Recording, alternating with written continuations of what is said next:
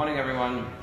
This week's parsha, we have Moshe Rabbeinu crying out to Hashem and saying, I can't carry the burden of this nation.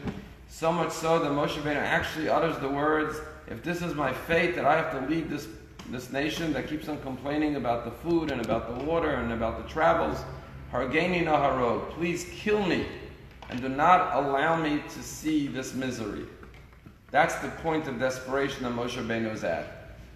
And then Moshe Rabbeinu is told by Hashem, okay, gather 70 elders and they will lead with you. And they will assist you in leading the Jewish nation. This is a turning point. And we have the Sanhedrin now. And after that, 70 great leaders will lead the Jewish nation with the head of the Sanhedrin, like Moshe Rabbeinu has now 70 great leaders with him. But more interesting than the fact that he says, please kill me, Moshe Rabbeinu says to Hashem, am I like a mother who gave birth to this nation that I have to carry them in my bosom? Why do I have to carry them like a mother carries her suckling baby in her bosom? And here we have a very interesting insight into the problem with Moshe Rabbeinu's leadership and the solution that Hashem offered him. When you talk about leadership and, for the same matter, parenting, there are two different models of parenting and two different models of leadership. I was at our 5-year-old's Yehuda Tzvi's graduation from early childhood, and they did something very interesting at the end. At the end of the ceremony, they gave each kid a little butterfly, and they said, we're going to go out on the patio, and the family should surround the 5-year-old and release the butterfly in the air. And it was symbolic, they said, of their children now have wings to fly and soar as they go out of early childhood. And it was a very touching, very meaningful ceremony. But it reminded me of the following story. There was once a man sitting under a tree, and he saw a cocoon. And he saw it broke open, and there was a butterfly pushing its way out of the hole of the cocoon. So this man was very compassionate. He felt bad for the butterfly. So he took out a scissor, and he cut open the cocoon to release the butterfly. But what happened was, instead of the butterfly soaring off, the butterfly walked away limping. Why?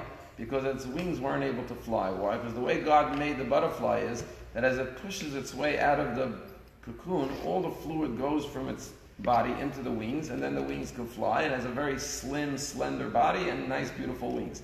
But because he cut open the cocoon, it never got the wings to fly. And the analogy is that sometimes they call it mother love, smother love, right?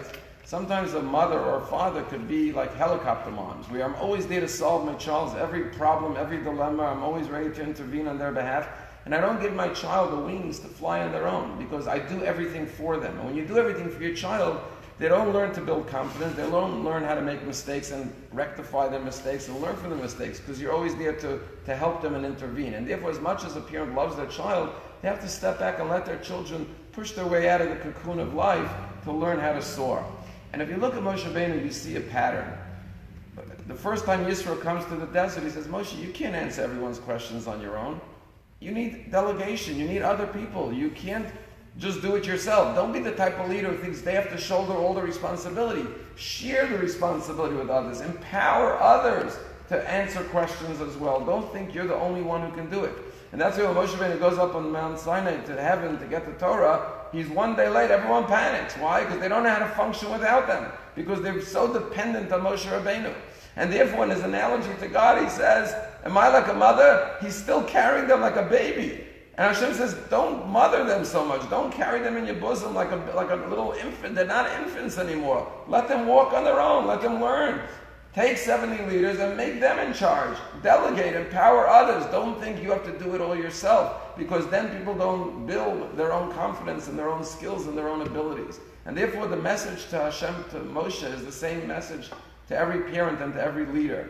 Good leadership is where you not only are the one leader that everyone has to turn to for everything, because you're the only one who has the knowledge, the wisdom, the skill, the talent, the charisma, the abilities, but you empower others to be successful as well. And only when they can't do it themselves, then they turn to the leader.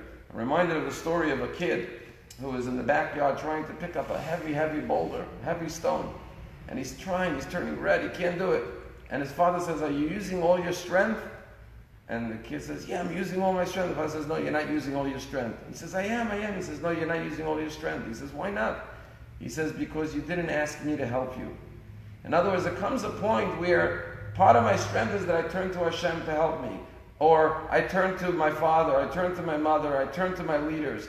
But first you have to use all the power you have. If you give it all over to others to do, or if you, as an adult leader or parent, allow your children to always rely on you, then they don't grow the wings.